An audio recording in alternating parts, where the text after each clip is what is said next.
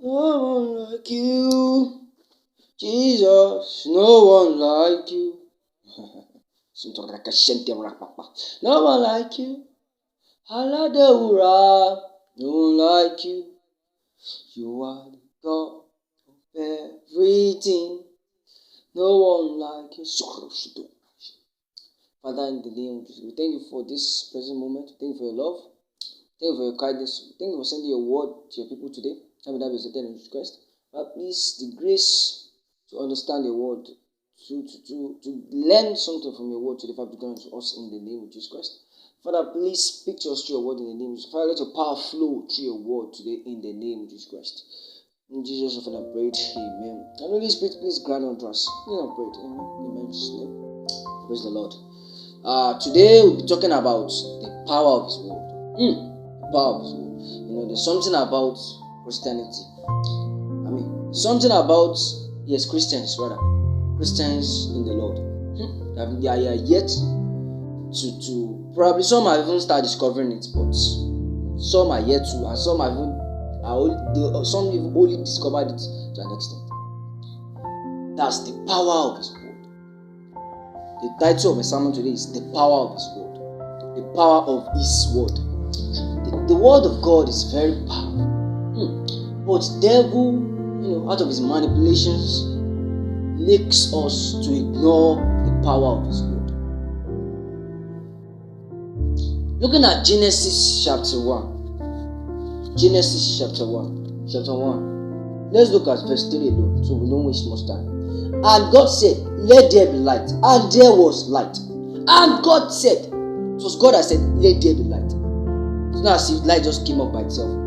And it's not as if God used hand. Just imagine that word. And God said, let there be light. And there was light. That's Genesis 1 chapter verse 3. God just said, let there be light. Just imagine that. Just imagine it. You sit down in your house and just say, let there be light. Or maybe in your house or probably there's a problem in your office and you say, let there be peace in my office. And there was peace. Without you going there to say, oh yeah, please, I just stop noise. Maybe you heard that there's a fight in your office. I said, let there be peace in that office. And there was just peace. Can you imagine the power of His word? The word of God is very powerful.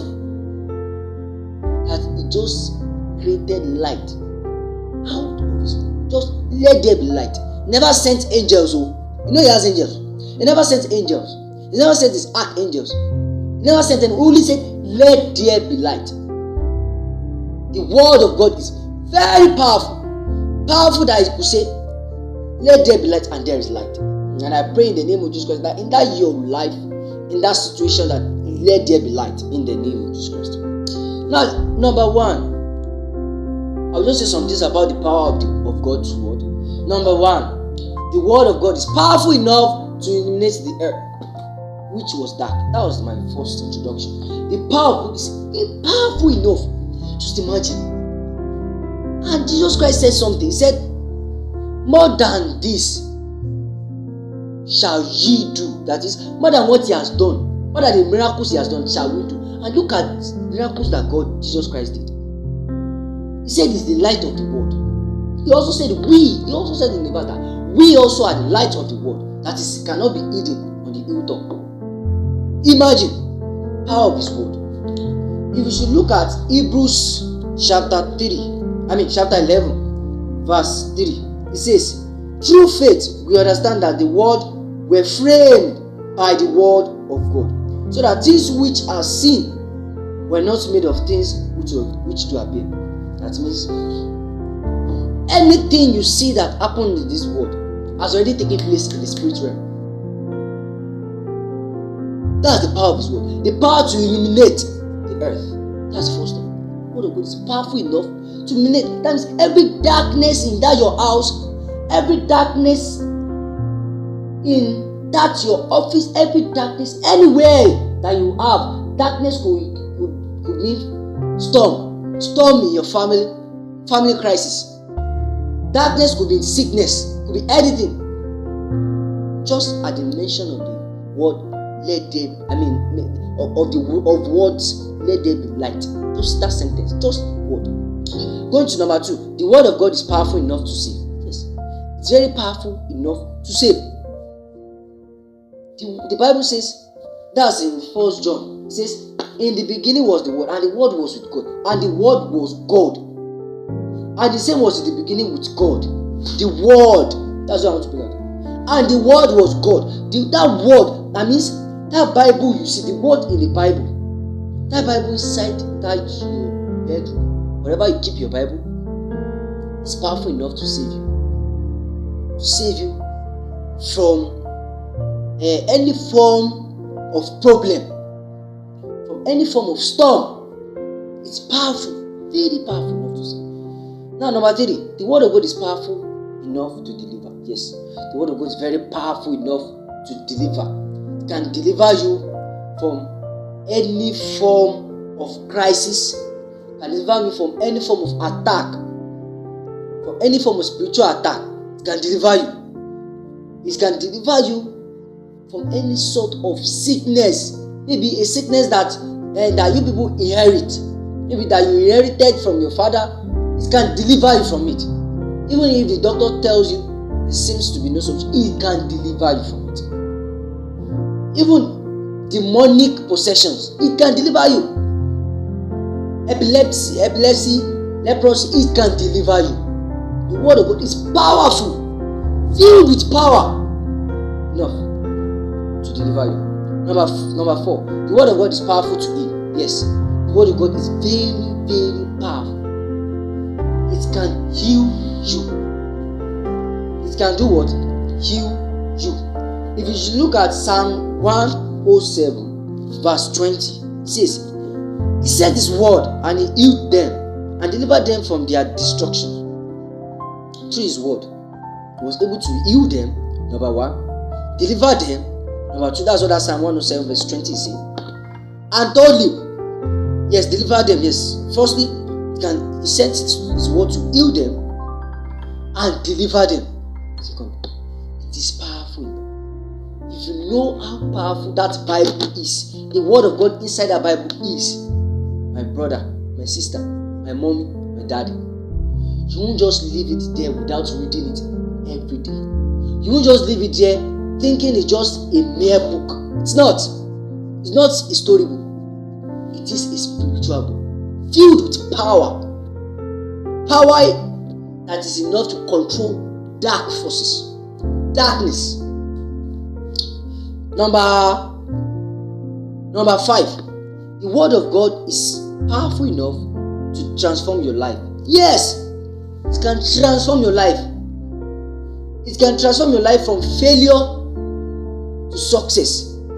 It can transform your life from bankruptcy to riches. It can transform your life very fast, very quick, from the position of people undermining you, people saying to someone that people will be looking here and there to say, we want to transform your life from people that people doesn't want to see to a person that people will seek to see. Like, I want to see this person.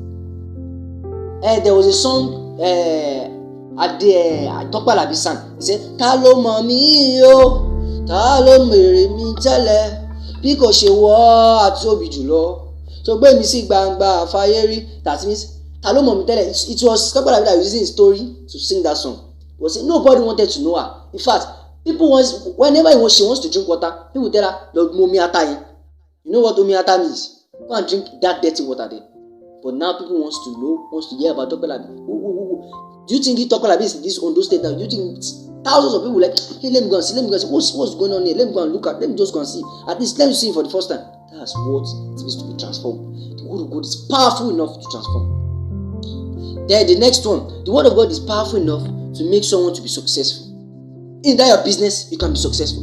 Even without doing money ritual, without going extra mile out of Christ. The Word of God is enough. The word that is inside of it is enriched. Just Christ said, He has become poor so that we can be rich in Him. He decided to leave His riches. Let Him leave it so that we can be rich through His poverty. The next one, the Word of God is powerful enough to create way where there seems to be no way. It's could be that your marriage. People may tell you to leave that marriage. Remember, God does not encourage divorce. He doesn't encourage it. He hates it with passion. No matter the crisis you are facing there, the word of God is powerful enough to make way for you.